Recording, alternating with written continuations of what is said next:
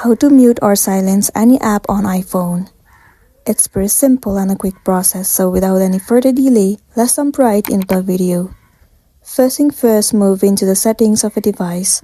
Once you're inside the settings, scroll down and look for the option notifications. Then click on it. Once you're in this page, scroll down and all the applications on your device will be visible to you. Now move into any of the specific application that you want to mute or silence. Now simply toggle off this button, allow notifications, and then this application has been muted. Similarly, move into any of the application and do the same process.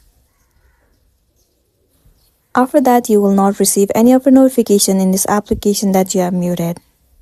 If you want to unmute, simply toggle on this button and then you'll be good to go. So that's the end of the video. If this video helped you, give it a like and check out our next tutorial. Thank you.